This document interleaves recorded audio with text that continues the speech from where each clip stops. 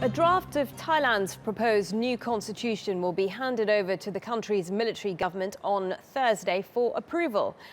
Unveiled to the public this week, the constitution has been criticized as undemocratic. It was written by a committee appointed by the military junta, which took power in a coup 2 years ago.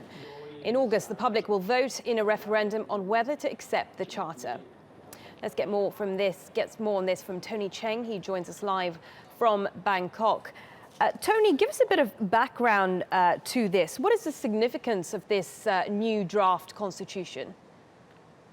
Well, it's vitally important because it's basically going to set the path for the return to democracy after the military coup. This was something that the military said would happen very quickly after the coup when they took control in 2014. It's taken a lot longer. They put forward a first draft in the autumn of last year. That was dismissed out of hand by the military's rubber stamp government. We thought at the time that it was rather draconian, that they might be looking for something a little more liberal. What we've now got, in fact, seems to be give the military much more control.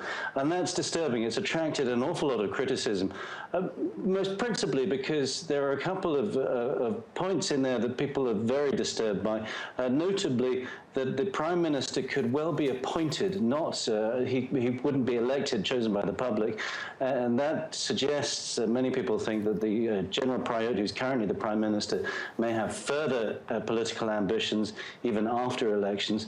And the other thing that's of great concern is that the upper house, the Senate, would be wholly appointed, and it would be appointed by the military junta itself. The Senate would have control over the lower house, which would be elected.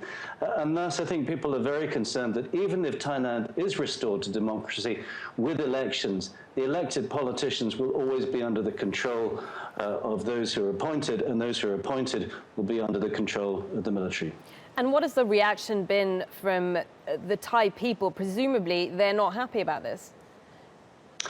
Well, it's very difficult to say because the military has clamped down very harshly on criticism.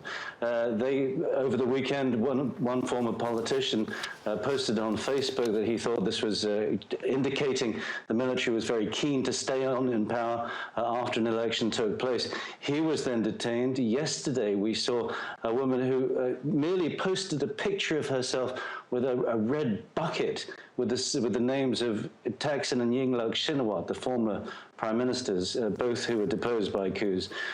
She has been detained, and she's possibly going to be tried for sedition with a maximum sentence of 7 years. So it's very difficult to speak out at this stage. I think people are very concerned that in the build-up to that referendum you mentioned, there is going to be a clampdown. Indeed, this morning we heard an announcement from the government that the military have awarded themselves sweeping new powers so that the military can effectively act as a police force with powers to detain, seize assets, all sorts of things. So I think it's a sign that the military is very keen to stay on. We haven't seen a return to democracy in any substantive way at all. If this referendum is passed, if this constitution is passed by the referendum, it's not going to return a substantial democracy to Thailand. If it's not passed, the military could rule indefinitely.